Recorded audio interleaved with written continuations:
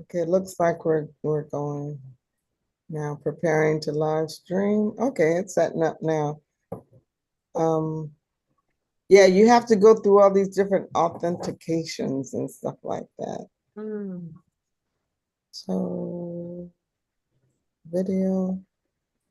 I'm not trying to do a video.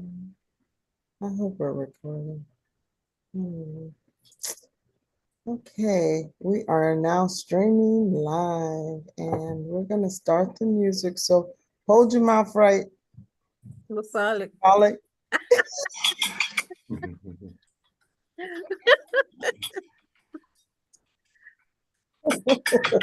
My bad. See there?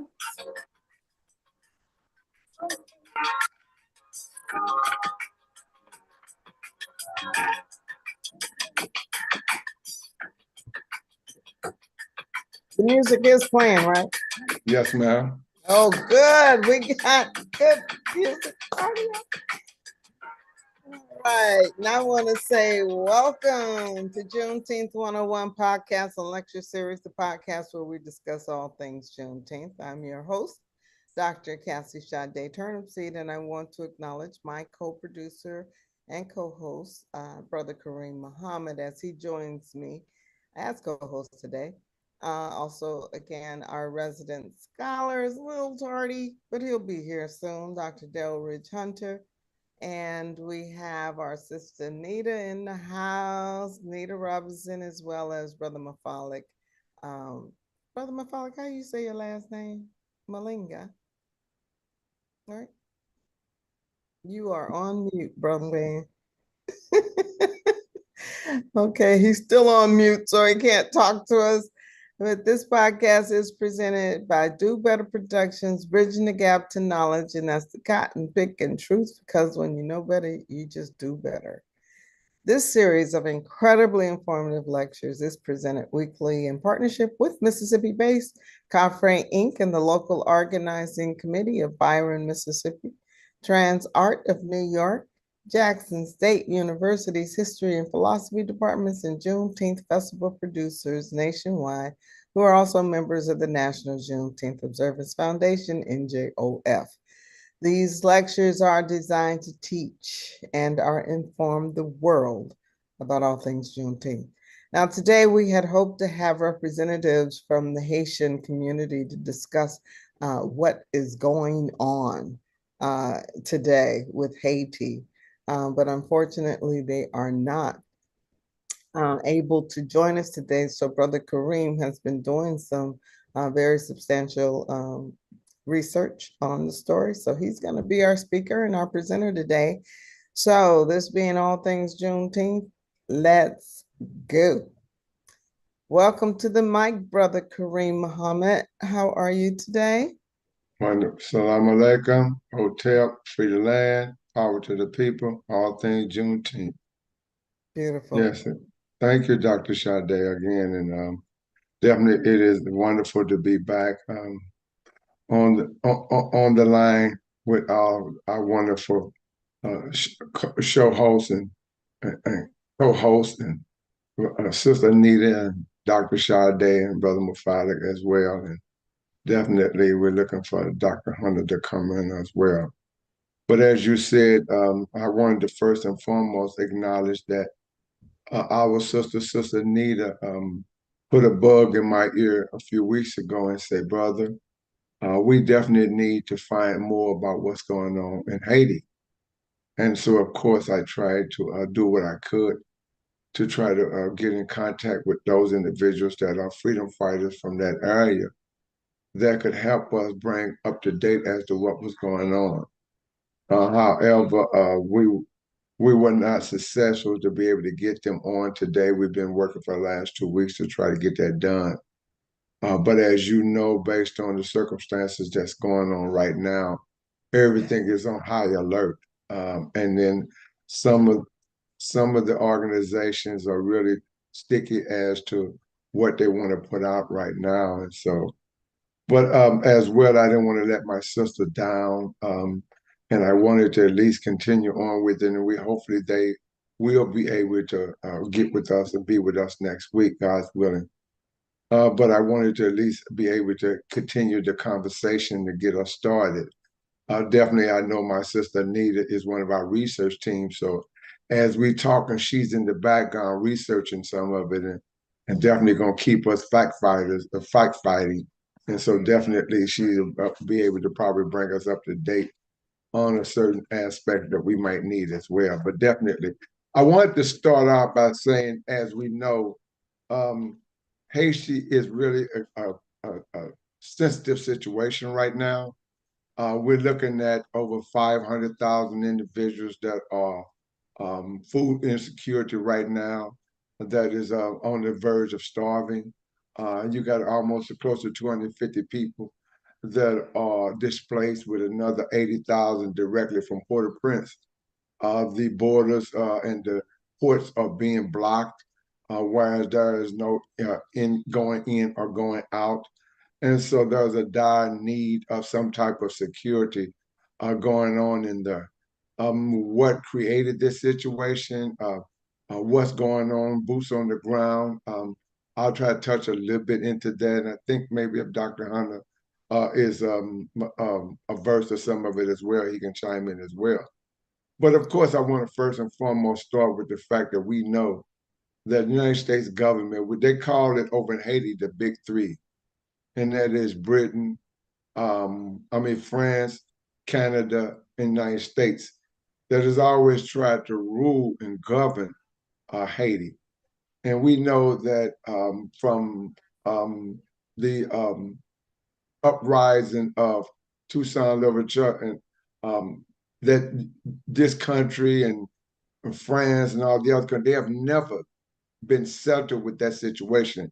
So they've always tried to keep something going in Haiti if they couldn't control it to one form or another. And so we really, when we look at the big uprising, came around what I think was 204, when Haiti had their bicentennial year. That's when they assassinated our brother during that period of time. The president over at that time, they assassinated him.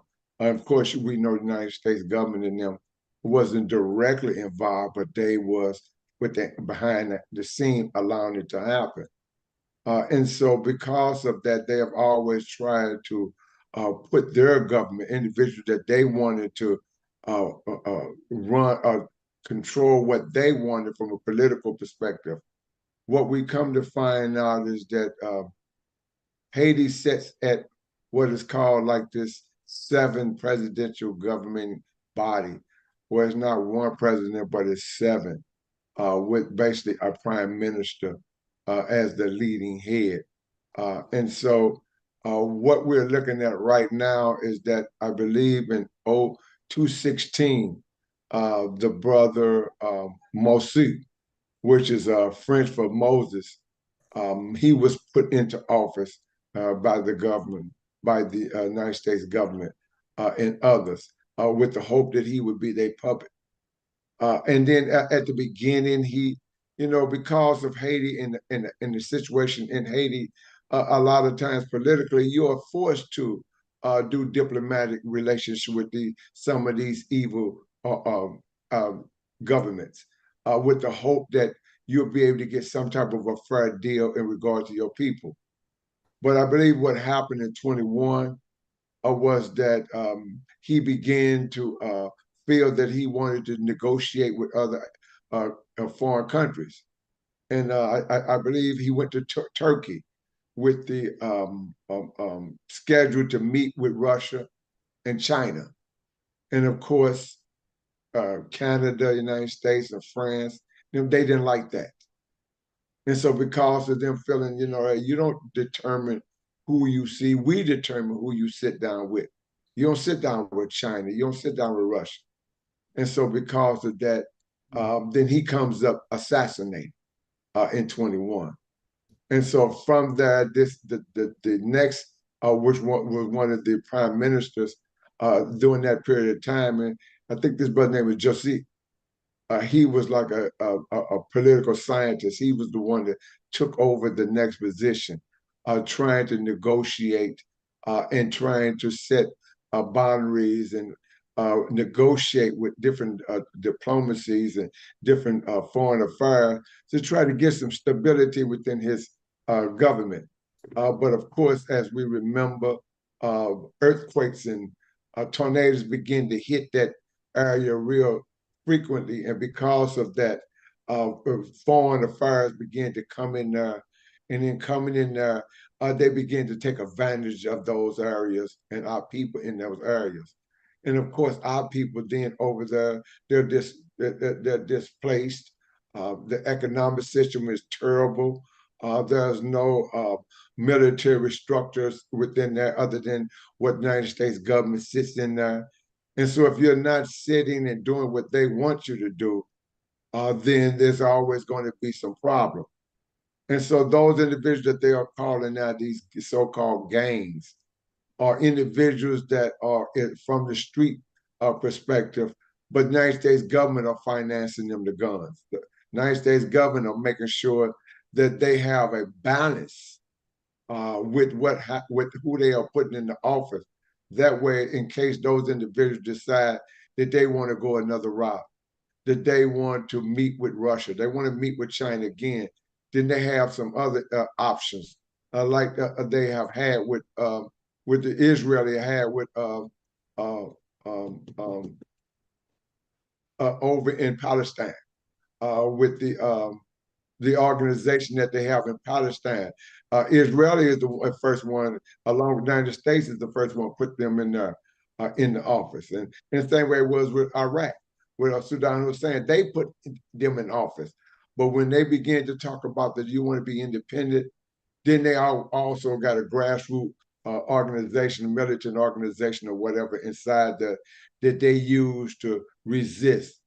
And so, kind of, that's what we're looking at right now. We're looking at a group of individuals that are just they have no government. Their overall goal and objective is a political position, economic position, a lack of concern for the community, though many of them is from Haiti, but they don't have no concern for the community. Their concern is just to control the economic aspects of it and try to be able to determine from the government perspective, when you're telling the United States government and others, that they want a seat at the table, like Hezbollah in Palestine and others. They want a seat at the table, and they want their voice to be heard. But what we're looking at and what we see is that these individuals' voices is not the voices of the people. And so you're looking at individuals that they just got this brother, I think his name was Joseph Caton. This is the brother that was, he was exiled. And he was in New Jersey. And so he began to negotiate with the United States and talking to the United States, Puerto Rico, I believe he was in, and talking to the United States about he wanted to go back to Haiti and began to become the prime minister there, possibly to be able to bring some security in that area. And so about a week or so ago, he had rented a plane leaving from Puerto Rico to go, and he was going to go into the Dominican Republic and come in from there.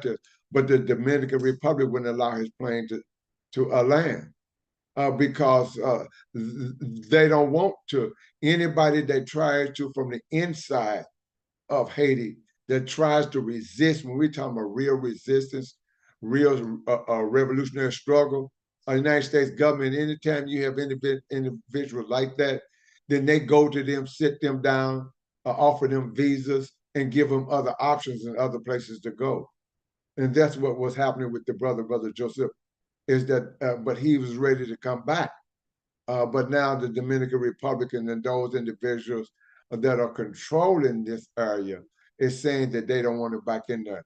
So right now, what's going on is that, again, we know that we got over 500,000 people that are on the verge of starvation. We got over 250 people that are displaced, with 80,000 of those directly in Port-au-Prince.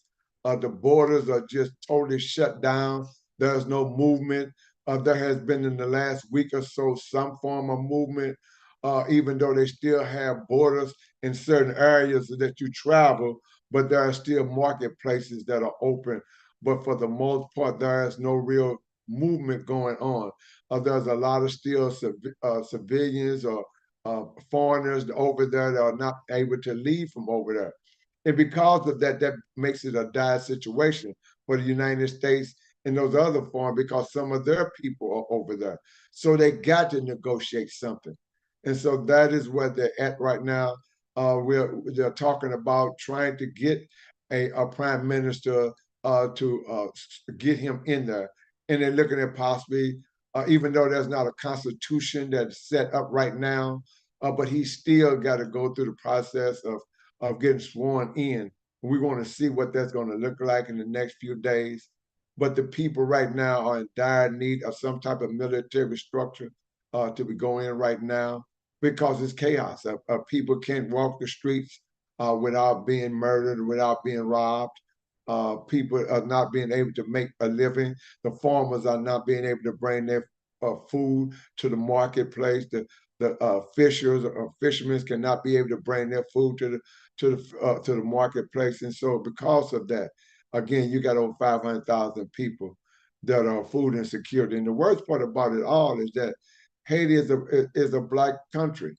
But when you look at those that are feeding the hungry over there, those are Caucasian people. Those are French people. Well, all of them are Caucasian. Those are Canadians. And so therefore, it's not our people. Where are our people at? And because every time some of our people from different parts of the country, Africa, it's the same way over in Africa. When any of our foreign people in Africa begin to stand up, there's always an entity with the CIA and others that come in to assassinate them. And so there can never be there's always to prevent a coalition of us coming together so we can help one another and reflect back on Palestine. And that's what's happening over there with Palestine. And now you see Iran has got into the picture as well. And when we look at what the Honorable Minister Farrakhan told us this February in Savior's Day, he said that all of this was about to come about. Iran was going to come into that. And that Israel wanted Raphael. They was going to go into that regardless of what anybody said.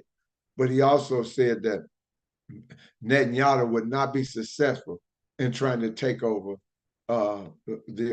Palestine. He's not going to do it. And so we just got to continually to pray for our family, continue to keep the story going about what's going on, because they're telling their narratives about what those are, that those so-called gangs over there are the so-called resistance revolutionaries, and they're not really the revolutionaries. And so that's how I wanted to start it off. Anybody got any input to add to that, I would definitely appreciate it. But again, thank you, Anita, for at least starting this. And hopefully we'll get some of them on next week. And thank you, Dr. Sade. Yeah, and there's a lot to chew on in there that you mentioned. And then, yeah, welcome, Dr. Hunter. I'm glad you're here. Well, that's a lot. I'm just wondering first about the mention of the big three. How is Canada engaged in that? I know it was Britain and United States and France that I would think would be considered the so-called big three. Yeah, And, well, but you're considering Canada as also one of the major players as it relates to African countries? Absolutely, because Britain is the one, when you're looking at resources, it's normally coming through through Canada that those resources are coming in at. When you look at Britain, Canada is just another part of Britain in the United States. As there's also okay. Okay, Britain, France, and the United States. Yes. Again, are the corporates here. And so you're saying Canada is there a puppet nation of them? Yes. Go ahead on, Dr. Gandhi. You about to say something? You're echoing. I think you have two computers on, so you're going to need to. Is that me? Yes, that's better. Yes. That's me? Yeah, that's you. true. Well, I know where it's coming. You probably got two computers on. You're gonna have to turn one of them off. Okay, I'm gonna remove the one that's causing the problem. There you go. Pictures of, I didn't know that. Yeah. There you go. Pictures of it. I gotta get one off. No, you're okay. I just removed the other You one. did? Okay, good. Yeah. This is really, I'm a bit more radical than Kareem, so you must. I like that. But I am. This started when Haiti, and it's called Haiti, won its independence by overthrowing Napoleon. Napoleon, that's right. Yes, yes. He was invited to France to sign a peace treaty, Mhm. and they put him in prison. Mm-hmm. The next brother who took over To go. and did not go for that, and because Haiti was independent, they were never going to get any kind of Resources. economic resources to That's develop right. because it would show that African people are capable of ruling themselves. Now, he mentioned the United States, France, and Canada. It's really the United States. Mm-hmm. It has always been the major player that has decided what Haiti is going to get. And it decided a long time ago these niggas ain't get nothing because if they do, they will show the other niggas in the world that they are capable of developing. By themselves. Yes. Now, all development is enter always. Sure. But I mean leadership Yeah, wise. but they can lead the development. Right. Mm-hmm. They can be the ones who decide what policies can be laid down and laid. Okay, they Mhm. didn't ever want that to happen. So they have forever been the Donald Trump in Haiti. They have never done anything to the value of Haiti. They put the baseball bats over there years ago and moved them from Louisville to because how much they could pay the people to make the bats. But in terms of any real economic development, there has never been any effort to allow that to happen. As a matter of fact, always opposition has been created when development comes about. Now, these so-called presidents, all they're doing is making salaries from the United States. Yes. That's what they do. They rather make the salary they're getting, because see, they're not a part of the elite, the, the mulatto population that rules and has all the money. As a matter of fact, if they wanted to develop the country, they could have done it a long time ago themselves, Mm-hmm. because that's how wealthy they are. Mm-hmm. And nobody talks about them because nobody really knows about them. Very few people know that they exist. Papa Doc knew who they were, Mhm. and he had a real thing with them because of his complexion. But he was a doctor, and he was a dictator, so Mhm. he could kill any one of them he wanted to anytime he wanted. So they couldn't bother him. But anyway, I don't want to go there. The thing is, until we can develop our own selves into what we can do with what we have the ability, I keep saying every week, to be much far along than we are as African people here in this country. We could be much further along than we are if we just did what we can do together. Yes. We cannot do anything for Haiti because we can't do anything for ourselves. That's right. When Italy attacked Ethiopia, 100,000 Italians were allowed to go back to Italy, and not one African American was allowed to leave the country. So what they had to do was they had to go into Canada to go over there, and only about 6,000 were able to get in to Ethiopia, and we developed their Air Force. In spite of what was done to keep us out, we developed an Air Force, and those few that we had made a major contribution toward helping Ethiopia free itself from the Italians. That's never talked about. So it's really amazing if we were to put, I wish we would do in Haiti what we were doing when I was at Prairie View with Liberia. We had a relationship with Liberia as Prairie View. We need to figure out ways that we can help them engage in economic development.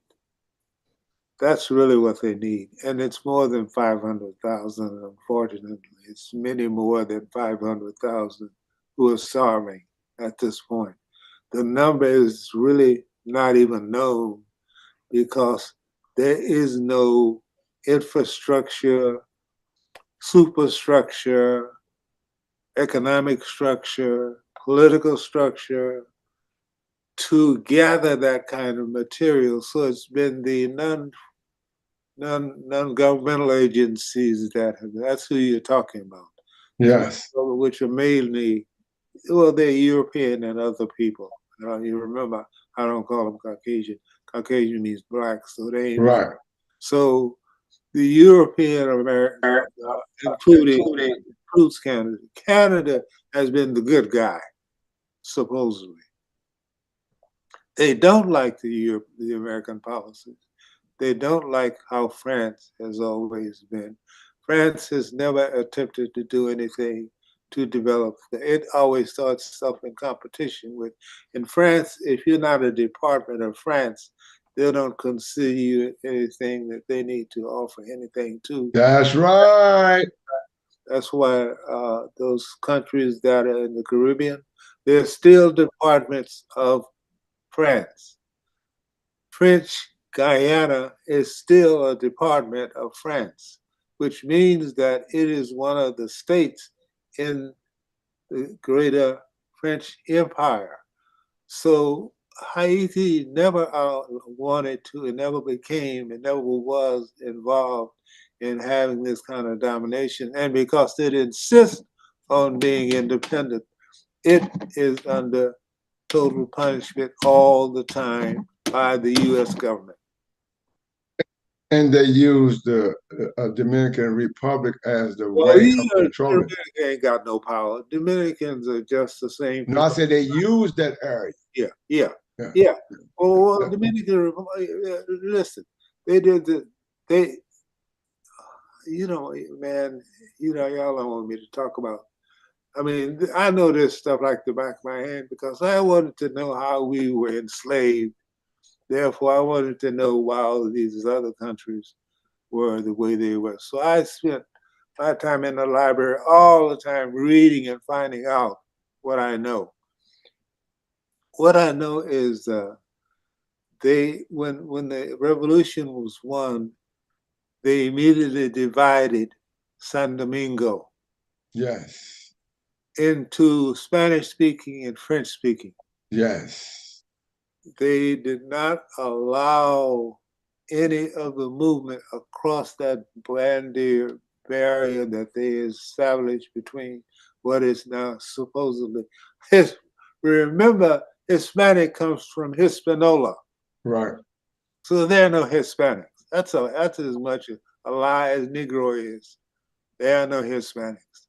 Right. If they're Hispanics, that's Haiti and Dominican Republic. Mm-hmm. That would be Hispanic. They're the only people you would call that. You can't call nobody else that. They used to call it the first America. They are.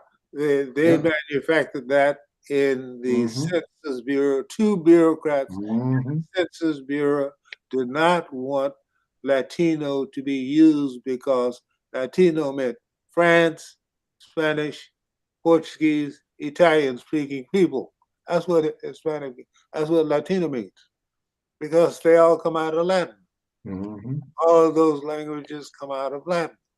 So what they did when Haiti, a policy was established immediately in the United States when Haiti won its independence that nothing would be given to them to allow them to develop. And that policy has been enforced Of course, ever every since that date. that's right.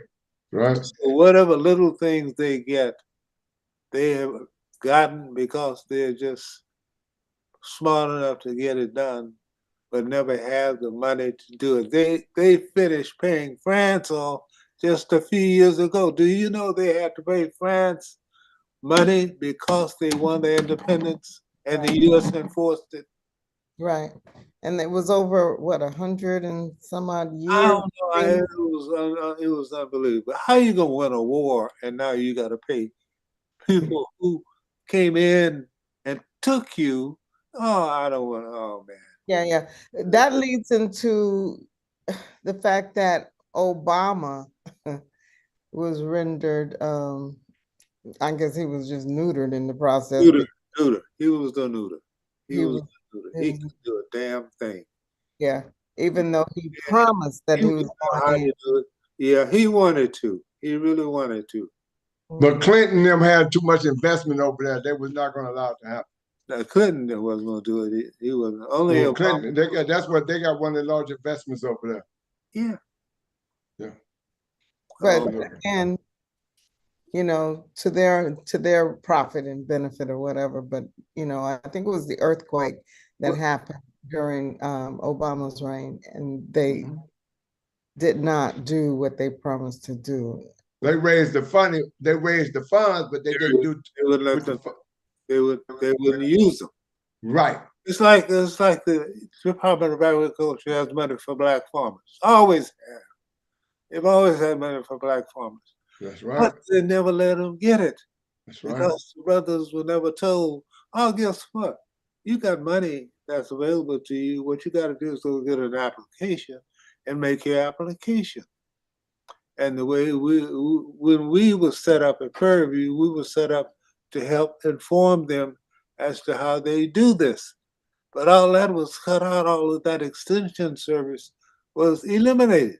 Mm-hmm. So So there was no Lord, process of acquiring the that funds. was one of the things we did. Our extension service was very developed in Texas for And, black folks. and that was a time when 90% of the sugar export came from Haiti. Yeah, 90% for the country, I'm talking about, yeah. for the world. But I want And to, then Cuba was the second largest.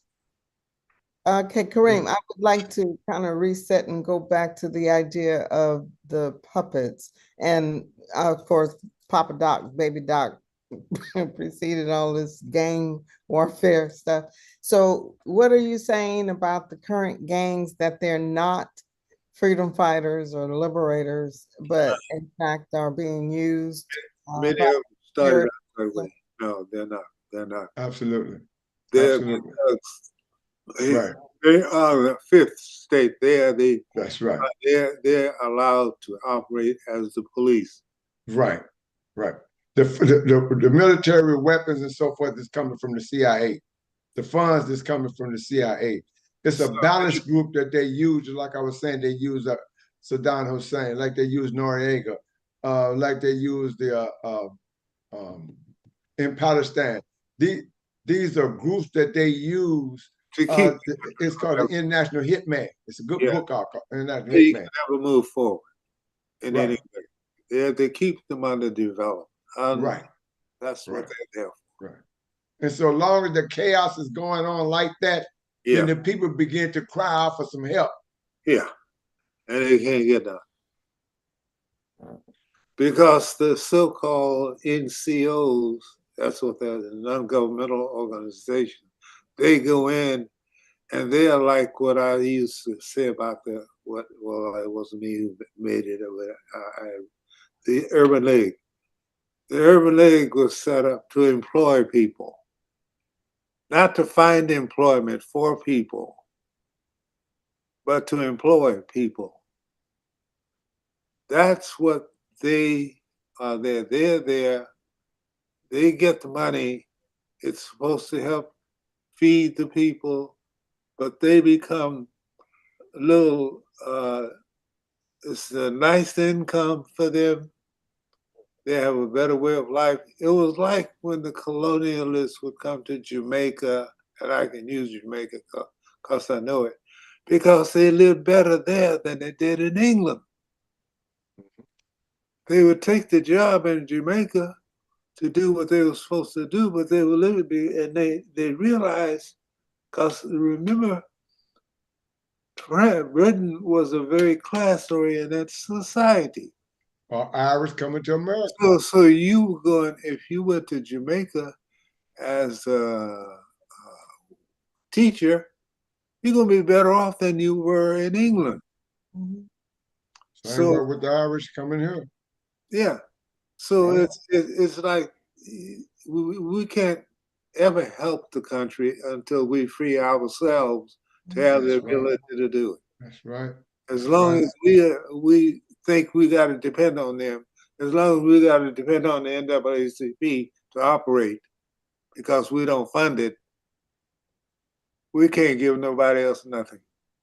And when you're talking about them NCOs, one of the NGOs. factors that we really are concerned with those is that, especially in 21 and 20 and 19, Yeah, we when- it began to be exposed that they were child trafficking as well. yeah, they were doing all kinds of things. Oh, You know, and so that is one of the major, because during this time or period, that's when large child trafficking occurred, because it's lax as to how they get in and get out of there. They were able to get And in. back up, so explain that, because you're saying NGOs through the non-governmental organizations, that they had a child trafficking ring going on? Yeah, there's organizations Not like, all of them. Not all yeah, of them. not all of them. Of I'm not course saying not that. all of them. That's why we got to characterize or classify, who they were, and not all NGOs. You get a guy who, and it's usually a man, and when you get a guy who becomes head of that particular NGO in that country, he's a dictator. If he wants to be, and he can operate the way he wants to because he has the authority. Now, who is this again This specifically? is the NGO. The NGOs are governmental organizations that Non-governmental supposed organizations, to do the same nonprofits, thing the guy essentially. who feeds Yeah. the people does. Mhm. And the ones that I'm That's speaking, now on his own and got bombed the other day. Say that again. The guy who got bombed in Israel the other day, who was feeding the people. Oh, his ship or He his does what they're supposed to do. That's what the NGOs were supposed to be doing. The guy who has the food that feeds yeah. The World Food Service yes, organization. Andre, that's what NGOs are supposed to be doing. that's what NGOs are supposed to be doing. One But I of the things they're supposed to be doing is making sure there's adequate food every day for the people. okay, we're talking about Palestine We're and talking about Haiti. and when I'm speaking about, Haiti, same thing. yeah, and when I'm talking about hate, I'm talking about organizations that have those children's homes over there for refugee children, or children that parents have been lost, or so they say that's been lost. Those organizations that come over there, set up camp, and they have Christian and all that. They claim they're Christian and all. yes, They come under yes, denominational names. yeah, And as claim, missionaries and all Yeah. that sort of stuff. yeah. yes. Of course, we need to have full substantiation before naming names and stuff. If we don't have that documentation for this purposes, we just need to kind of mention it and keep moving, but not. And that's what I was basically doing. Yeah, and because not invite all NGOs is what I'm saying, because I know many of them actually do live up to their promise. in Haiti. I'd like to know one No, of I'm that. just talking generally speaking. I got you. Yes, ma'am. Yes, ma'am. I agree with you. Yes, ma'am. I agree. Yes, ma'am. They They do until what happens is you start to run into roadblocks. So what you do is you become lazy and you don't want to fight the roadblocks that you run into as an NGO. So you start to go along with the program instead of doing what you were sent there to do. That's what I will say openly. Don't give a damn who hears it. Okay. And many of those so-called leadership in Haiti right now, some of those brothers or whoever, they go in there with possibly good intentions that they're going to help their family or they're going to help the people there. Yeah. But once the government get in there, They bring realize, suitcases full of money and other aspects, then they change their whole perspective. Give them a deal that they can't refuse. they Well, just let me make a real comparison that I can understand, and I think others will, especially us in Mississippi, is where these good white folks, and there are plenty of them, there really are, but when they come to the South, when they come to places like the Delta or Mississippi or whatever, they have a heightened awareness of their privilege, right? And then they just fall in because it just serves to benefit them. And if they can't feel the pain of the suffering, yeah, but see, we also contribute to that. of course we do. We're enablers. The truth, got very angry about this. You know, she got very angry with the when she went to DC to work, and she was very angry. She was angry with the people because she realized that there was still a large number of them rather be dependent than rather be free and moving forward. But then that's where we again have to speak to, like you're saying, the accountability.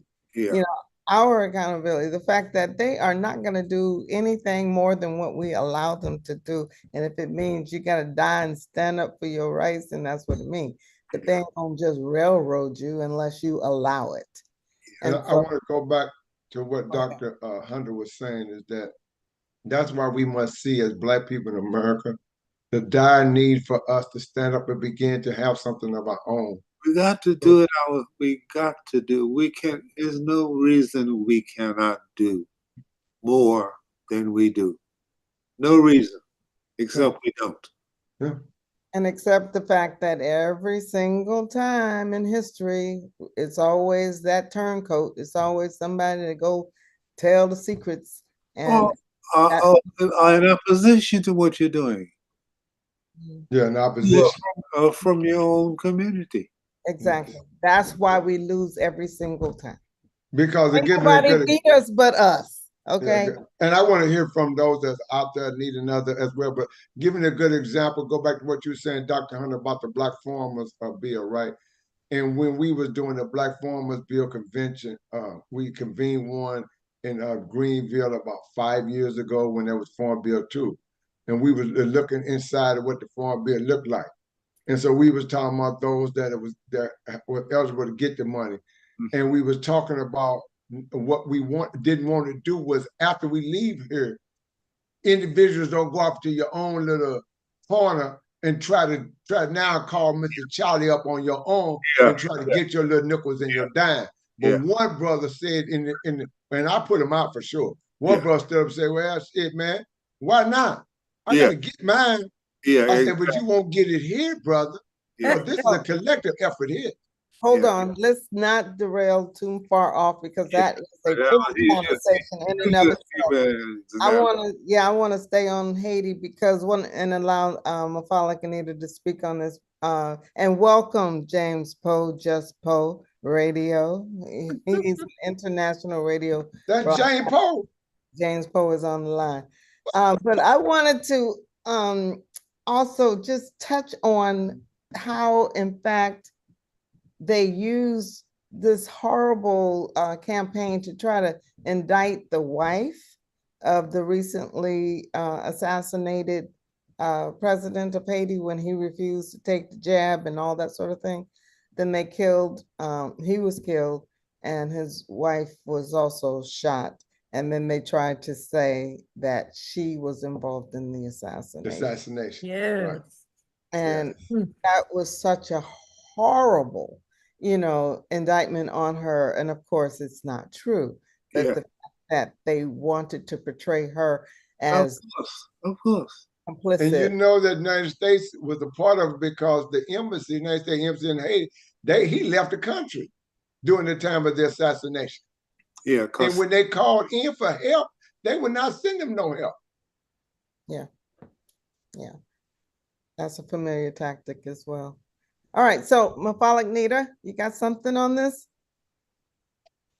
Well, I would like to know if it's possible even to reach out to the so-called gangs to hear their input and how they're, is it possible to even hook up with them, talk with them to find out from them their side? that is possible, but you got to know who to and how to approach them. Because the gangs have always been. We had that as the Panther. We got the gangs where we were to understand what we were doing, and they became part of us rather than part of a problem in the community. You have to know how to approach them and who to approach, and In my position, yeah, I'm sorry. My position on that is that you're talking about these are what they would call CIA operatives. CIA operatives. Right? That's what many of them are. Yeah. And so therefore, them from they already got their agenda. Yeah. And their agenda is not the agenda for the people. No. But they still want to be in the political perspective where they at least have a voice in what's being said, but it's from a dictator perspective and it's from an individual perspective. And so when you got the CIA and them involved in this, they already got their people in place, and they either going to negotiate with the way the CIA wanted, or somebody going to die. Yeah. So talking to them wouldn't really be beneficial. Well, no, I said you have to know how to approach it. Yeah, just like the Crips and the Bloods. I mean, you got to know how to approach. You just can't walk up on them. You just can't talk to them like normal. It's a protocol. It's other stuff that I don't understand. Yeah.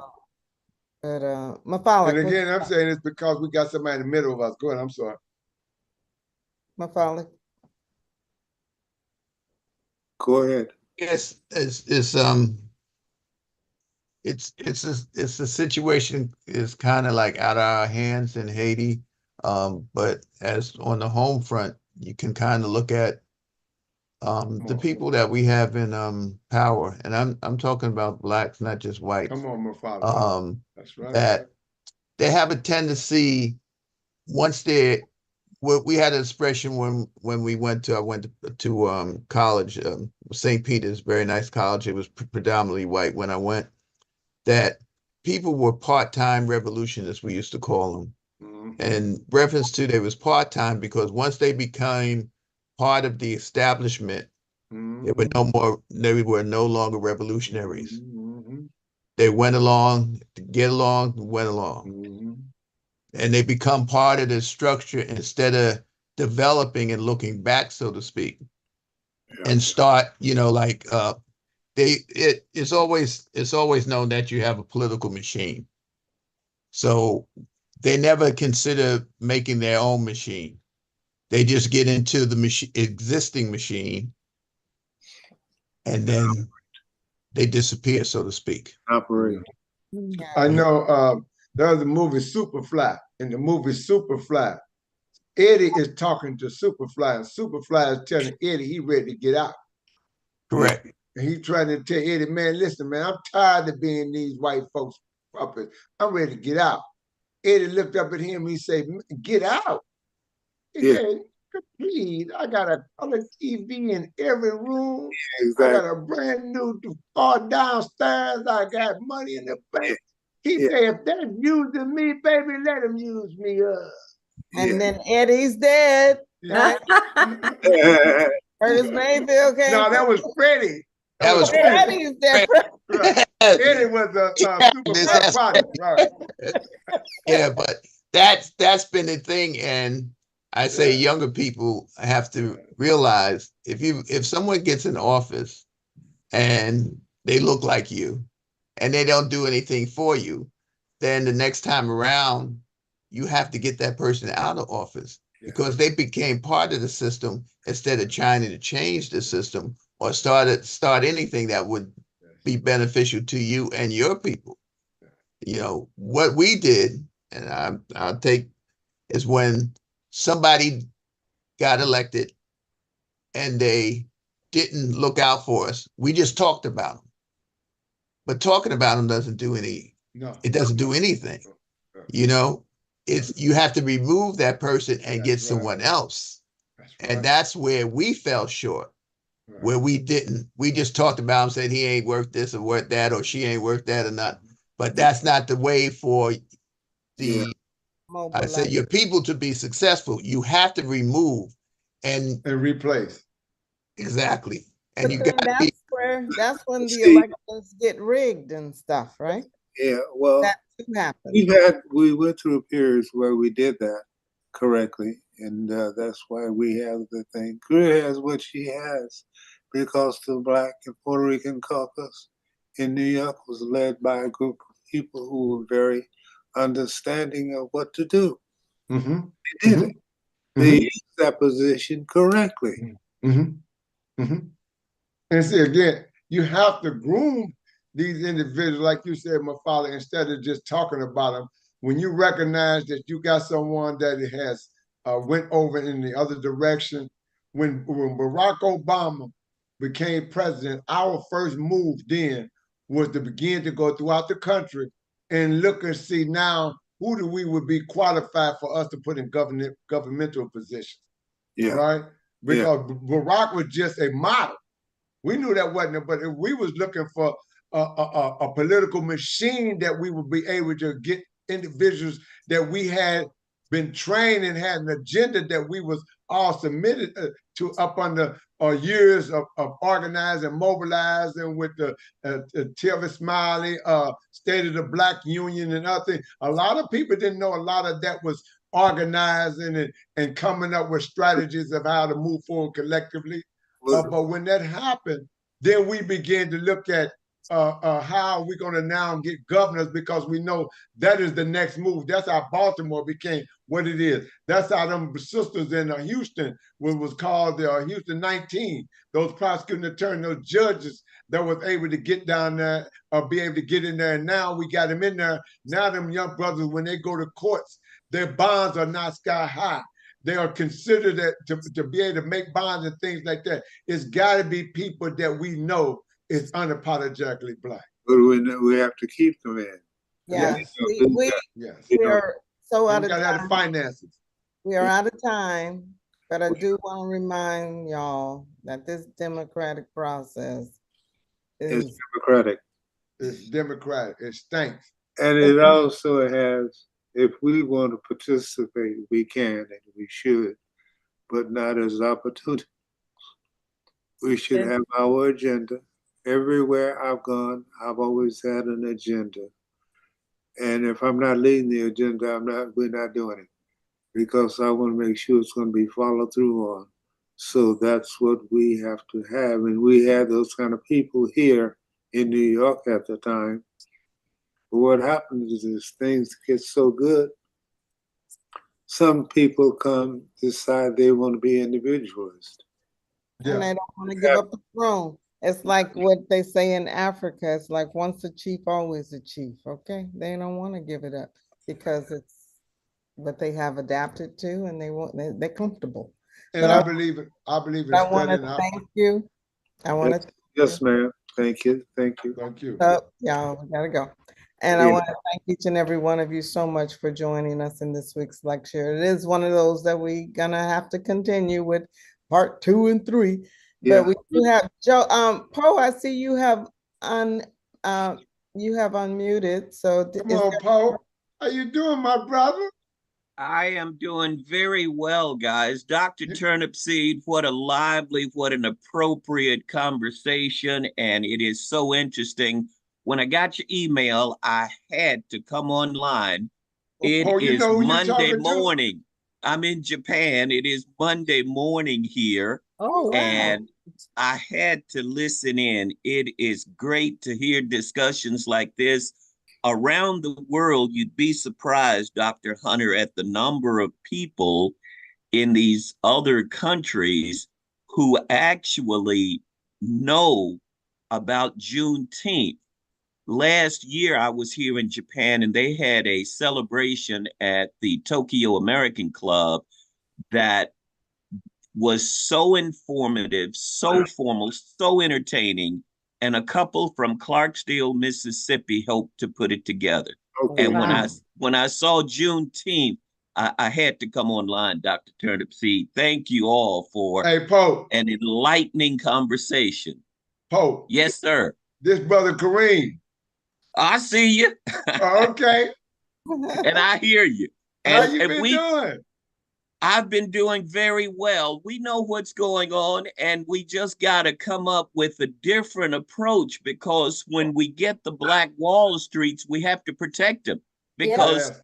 our whole existence has been built on this privilege and this race, and it's very profitable for some Let me- people, and they like it like that, and they want to keep it like that. And we've got to come up with a different approach to get the power, to hold the power, and to use the power the right way. We got to stop letting them infiltrate us with drugs, infiltrate us with negativity and weak people, and do what we need to do to move this civilization forward.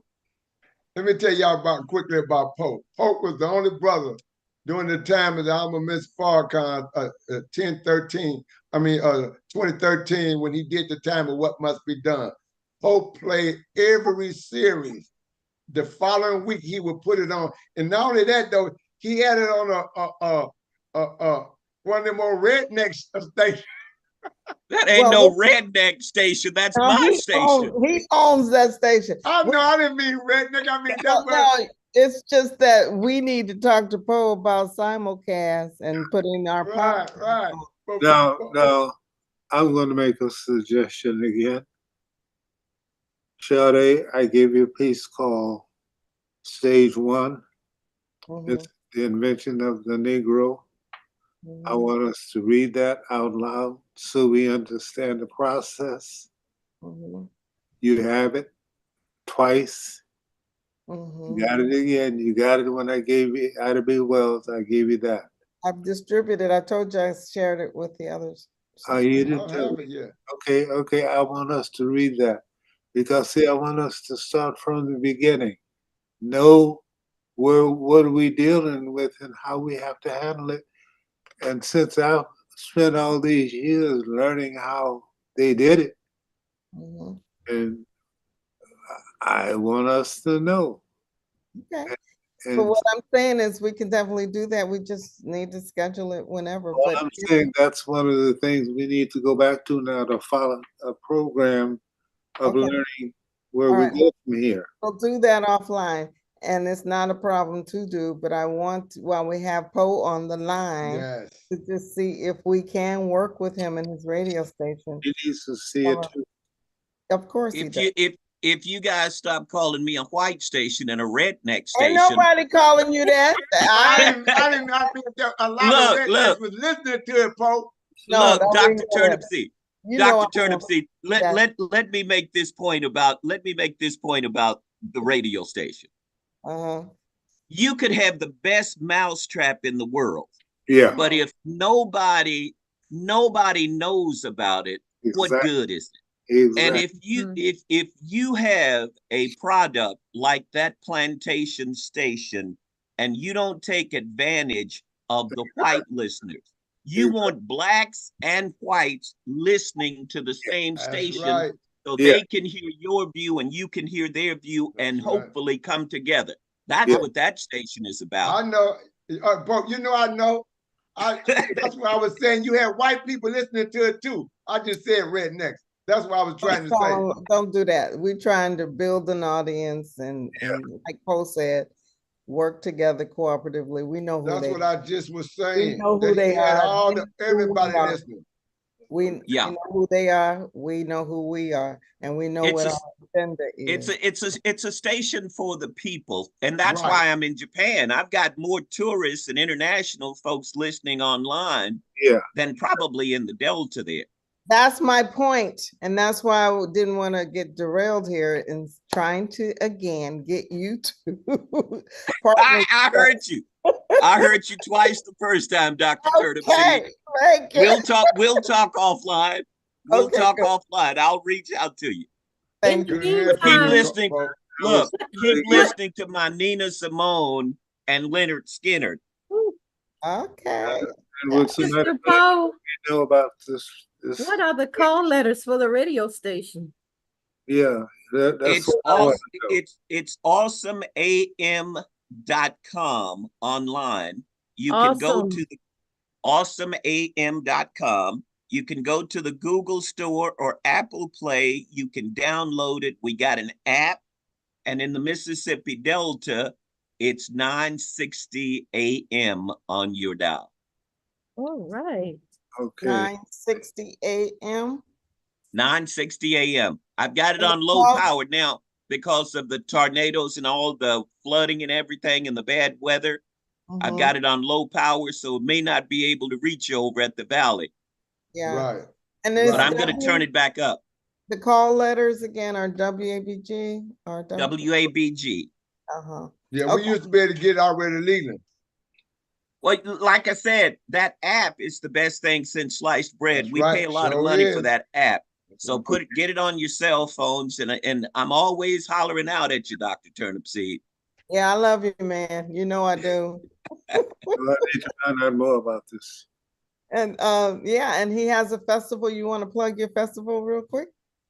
It used to be called the Money Road Unity Festival, and we had it out on Money Road. The radio station is located out on a plantation. We got 16 acres of flatland property out there. I built a 40-foot by 25-foot stage out in the middle of a field, That's right. and we tried to bring the community together, especially during that when President Obama went out of office and Trump came into office. There was a lot of turmoil there racially. Mm. And when Heather Heyer was killed, we decided out on that plantation that we would do a unity festival. We did it for about 3 years, but couldn't get any traction. That's And right. so in 2022, my best friend died, and his name was Ben Sims, and he helped me with the Money Road Unity Festival. So we call our festival BenFest now. We moved it to Columbus, Mississippi, Studio B, which is my home, and we open it up to the public. The only difference is you got to RSVP, so I know who's coming to my house. Yeah. Everything is free. We've got live bands. We've got food is free, refreshments free, everything is free. And we give out awards. We give out the Lingham Odoms Jr. and Benjamin Sims Integrity Award. And we also give out a Lifetime Achievement Award. We had Robert Terrell from the B.B. King Blues Museum and Delta Interpretive Center there last year, gave him an Integrity Award. This year, we're going to give him a Lifetime Achievement Award, and we've got some other people we're going to be giving awards to. So it's all about togetherness and networking the right people and getting them in touch with each other. James Mhm. Meredith may come this year. Last year he was scheduled to come, but he took a fall. He got sick, and he couldn't come last year. So we're hoping to get him there this year. Well, I am just now hearing about Ben Sims passing, and I'm sorry to hear that. Oh, wow. Are you just now hearing about it? Hearing about it. And also we lost, Ben Payton. Yeah. Yeah, and that was my buddy too. And we recognize them at the festival every year. We've got a bottle tree that people can make a donation. We put their name on the bottom of the bottle and put it on our bottle tree. And we've got every year we offer that to more people. So their spirits are at Studio B. You got to come and take a look at it, Dr. I've been there. Well, I've been there as well. I was Yeah. No. You haven't been Not to in Studio Columbia. B. Yeah, not in Columbia. I was in Money, right? Oh, yeah. This is at Studio B. Yeah, I remember. Yeah, when you was moving it, right? Okay, well, he used to ask me to MC all the time. I don't know, things change. He got other friends. It's cool though. Whatever. Say again with Dr. Turnipseed. You know she can get in her feelings now. Come on, Paul. You know she can get in her feelings. He used to ask me to MC all the time. Excuse me. Anyway, So we have to go on. Why don't we have him on one day? yeah, we should have you on Next Paul, week. to just talk about everything because you have such a rich history. And as a radio owner, radio station owner, and all your advocacy work in Japan and whatnot. And I want to hear this. But Dr. Turnipseed, yes, my biggest accomplishment is being born Black in Mississippi and still being alive over 65 years later. And Yes, owning sir. my own radio station out on a plantation where I can play whatever I want to play and I can say whatever I want to say. Yes, That's sir. my life's dream has come true, and I'm enjoying it. Ashe, and blessings to you, brother. We got to get you booked on here so that we can talk more. Okay. Thank you for joining us. And this is Yes. we're here It every is my week. pleasure.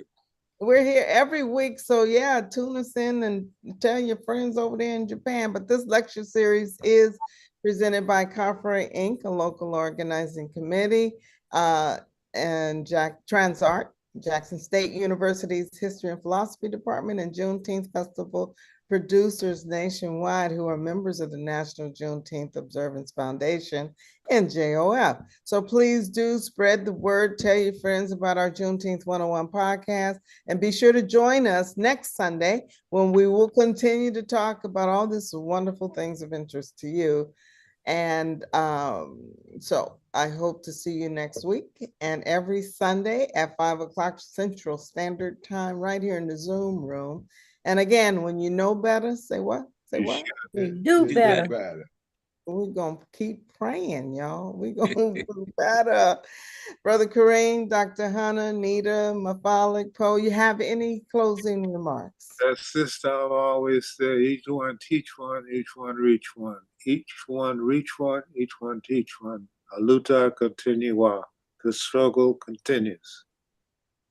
Peace and love. Until next time. All things Juneteenth. All things Juneteenth, it will All things. better. All things Juneteenth. All right. Poe, again, thank you. We'll talk soon, my brother. My pleasure. All right. Good hearing from you, Pope. Same here. Good night, y'all. Good night. Good night.